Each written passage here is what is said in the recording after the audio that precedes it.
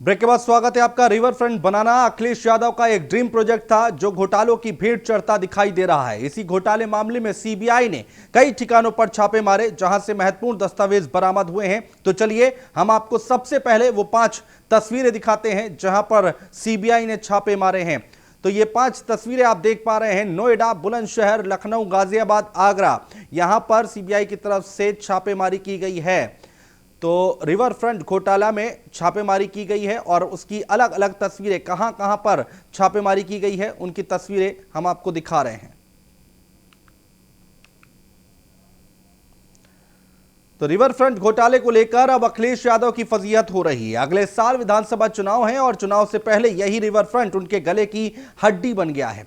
जो कभी अखिलेश यादव का ड्रीम प्रोजेक्ट हुआ करता था, सपा अब राग अलाप रही है कि बीजेपी सत्ता का दुरुपयोग कर रही है।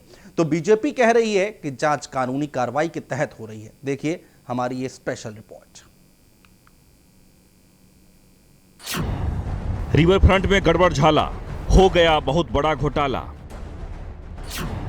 सीबीआई कर रही छापेमारी, पकड़े जाएंगे आरोपी बारी बारी। बरामद दस्तावेज खुलेगा राज, फिर गिरेगी गाज। अखिलेश यादव की जब सरकार थी तो रिवर फ्रंट अखिलेश यादव का ड्रीम प्रोजेक्ट था। यमुना नदी के किनारे का रिवर फ्रंट अब अखिलेश यादव के गले की हड्डी बन गई है, वो भी ऐसे समय में जब विधानसभा चुनाव नजदीक है। रिवर फ्रंट घोटाला मामले में सीबीआई ने कुल 42 ठिकानों पर छापेमारी की। यहां से कई अहम दस्तावेज सीबीआई के हाथ लगे। रिवर फ्रंट घोटाला मामले में 30 नवंबर 2017 को सीबीआई ने पहला मामला दर्ज किया था। उसके बाद अब नए एफआईआर के बाद सीबीआई उन लोगों के यहां छापा मार रही है जिनके दामन पर दाग लगने का शक है। वहीं अखिलेश सरकार में राज्य मंत्री रहे आगरा के नितिन गुप्ता के यहां भी सीबीआई ने छापा मारा है। समय खड़े हैं पूर्व राज्य मंत्री नितिन गुप्ता जी के आवास पर। ये वो आवास है जहां पर सीबीआई का छापा पड़ा है। आपको बता दें, राजस्थान, पश्चिम बंगाल, उत्तर प्रदेश के तमाम जिलों में, जिसमें आगरा भी शामिल है, जिसमें ये आवास जो पूर्व राज्य मंत्री नितिन गुप्ता जी का आवास है, यहाँ पर भी सीबीआई का छापा पड़ा है। कई घंटों बीत जाने के बाद सीबीआई ने छापा मारा, कई महत्वपूर्ण दस्तावेज मिले हैं। उन दस्तावेजों को सीबीआई ने गोपनीय तरीके से रखा है। आपको बता दें, इस रिवर फ्रंट घोटाले में 190 लोगों के नाम एफआईआर दर्ज हुई है। अब देखने वाली बात यह है कि इन 190 लोगों के खिलाफ सीबीआई किस तरह से कार्रवाई करती है। अपने साथी लाखन सिंह यादव के साथ कृष्णा त्यागी, न्यूज़ 1 इंडिया, आगरा। दरअसल रिवर फ्रंट घोटाले में सीबीआई इस आरोप की जांच कर रही है कि प्रोजेक्ट के तहत निर्धारित काम पूरा कराए बिना ही बजट की 95% धनराशि कैसे खर्च हो गई। शुरुआती जांच के अनुसार प्रोजेक्ट में मनमाने तरीके से खर्च दिखाकर सरकारी धन की बंदरबांट की गई है। यह प्रोजेक्ट लगभग 1513 करोड़ रुपए का था, जिसमें से 1437 करोड़ रुपए खर्च हो जाने के बाद भी अभी तक 60% काम भी पूरा नहीं हो पाया है। आरोप यह भी है कि जिस कंपनी को इस काम का ठेका दिया गया था वह पहले से डिफॉल्टर थी। जांच की आंच जैसे जैसे आगे बढ़ रही है वैसे वैसे सियासत भी हो रही है। सपा बीजेपी पर सत्ता का दुरुपयोग करने का आरोप लगा रही है, तो वहीं बीजेपी का कहना है कि इस घोटाले को लेकर सरकार निष्पक्ष है। सीबीआई शिकायत के आधार पर कार्रवाई कर रही है। लखनऊ रिवर फ्रंट की इंक्वायरी तो 2017 से ही हो रही थी। भारतीय जनता पार्टी ने आगरा लखनऊ एक्सप्रेसवे की भी इंक्वायरी कराई थी, कितनी जगह रोड तक खोद दी थी, पर कुछ मिला नहीं। अब चुनाव आ रहे हैं, 4.5 साल बीत गए हैं, तो रिवर फ्रंट की इंक्वायरी फिर आपने तेज कर दी। खैर करी, लेकिन भारतीय जनता पार्टी ये बताया, जब मिड डे मील में बच्चों को नमक रोटी खिलाई जा रही थी उसकी इंक्वायरी कब होगी? परीक्षा से पहले पर्चे लीक हो जाते हैं, उसकी इंक्वायरी? जहरीली शराब से हजारों लोग मर गए, उसकी इंक्वायरी कब होगी? 69,000 शिक्षकों का इतना बड़ा घोटाला हुआ, उसकी इंक्वायरी कब करना है? नमक जूता आपने नहीं छोड़ा, शमशान घाट तक आपने नहीं छोड़ा, PPE kit, oximeter, oxygen cylinder तक आपने नहीं छोड़ा। कालाबाजारी लगातार हो रही है उत्तर प्रदेश में, चाहे दवाइयों में, चाहे शमशान की लकड़ियों में।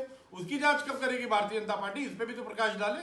बसपा कांग्रेस के लोग यह ना समझें कि कोई जांच एजेंसी, चुनाव आ रहा है तो अपना जांच का काम बंद करके किसी जांच एजेंसी अपने कार्यालय में ताला लगा देगी। जांच के जो तथ्य जब सामने आते हैं और जांच एजेंसी को जैसी जो आवश्यकता पड़ती है उसके हिसाब से कार्रवाई करती है, और ऐसी कार्रवाइयों को राजनीतिक चश्मे से न देखें। अगर कोई घोटाला किया होगा तो उसके खिलाफ कार्रवाई होगी, और नहीं किया होगा तो वो बचेगा। लेकिन इससे यूपी सरकार का कोई लेना देना नहीं है। सीबीआई स्वतंत्र जांच एजेंसी है और वह सरकार, उत्तर प्रदेश सरकार की रिकमेंडेशन के आधार पर जांच चल रही है। और जांच से घबरा रहे हैं जो, मुझे लग रहा है दाल में कुछ डाला है। आरोप प्रत्यारोप के बीच सीबीआई अपना काम इस मामले में कर रही है। जो भी इस घोटाले में शामिल हैं, उन तक पहुंचकर दूध का दूध पानी का पानी करने में जुटी है। अब देखना होगा कि इस जांच की आंच की जद में कितने लोग आएंगे, क्योंकि जो सीबीआई अलग अलग ठिकानों से दस्तावेज लेकर गई है उसमें कई राज छिपे हैं, जिसके खुलने के बाद कई लोगों पर गाज गिरेगी। Bureau report, news 1 India. और यूपी के चर्चित गोमती रिवर फ्रंट घोटाले में सीबीआई ने बड़ी कार्रवाई की है। सीबीआई की एंटी करप्शन विंग ने घोटाले को लेकर कई ठिकानों पर छापेमारी की। सीबीआई की टीम ने यूपी में राजधानी लखनऊ, नोएडा, गाजियाबाद, बुलंदशहर और रायबरेली समेत कई जगहों पर छापे मारे हैं। इसके अलावा राजस्थान और पश्चिम बंगाल में भी सीबीआई ने साजिश के तार खंगाले हैं। ये देखिए रिपोर्ट। गोमती रिवर फ्रंट घोटाले में छापेमारी।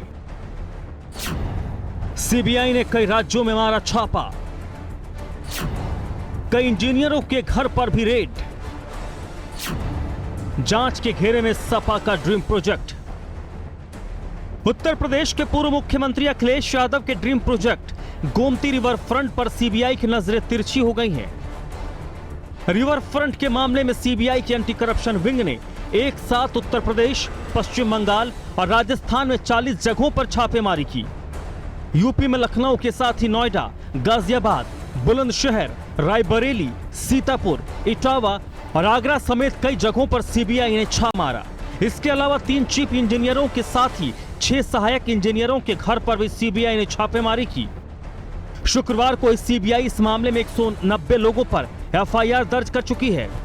रिवर फ्रंट में हुए 1513 करोड़ के घोटाले के बाद सीबीआई की जांच तेज हो गई है। शुक्रवार को भी सीबीआई की तरफ से एक एफआईआर दर्ज कराई गई है। 1513 करोड़ की जहां लागत से रिवर फ्रंट को तैयार करना था, लेकिन काम महज 30 से 40% हुआ है और 1400 करोड़ रुपए पास कर दिया गया था, जिसके बाद से लगातार सीबीआई इस मामले में जांच कर रही है। करीब 190 लोगों के खिलाफ मुकदमा भी दर्ज कराया जा चुका है। फिलहाल उत्तर प्रदेश की राजधानी लखनऊ में विपुल खंड में ये इंजीनियर विभा और अखिल रमन का घर है, जहां पर सीबीआई की टीम मौजूद है और अंदर दस्तावेज खंगाल रही है। रिवर फ्रंट स्कैम एक बार फिर से खुल गया। नई एफआईआर, सीबीआई ताबड़तोड़ छापेमारी कर रही है।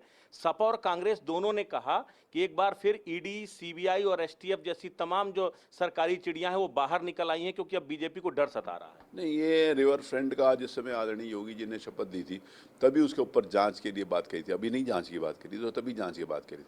और जांच की जो एजेंसीज हैं तब से जांच कर रही है।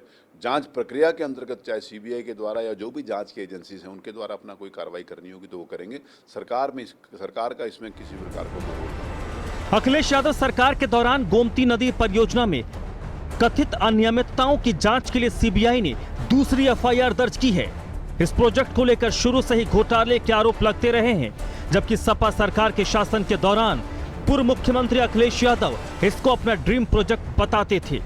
मेरा कहना है कि ये अब चुनाव आने वाले हैं और चुनाव से पहले ये, जैसे कि तुमने देखा ये जिला पंचायत के अध्यक्ष के चुनाव में इन्होंने क्या किस तरह के अर्जी फर्जी मुकदमे सब लगाए, वही हालत 2022 के शुरू उन्होंने कर दिया। अब हम आपको बताते हैं कि गोमती रिवर फ्रंट घोटाले में कब कब क्या हुआ।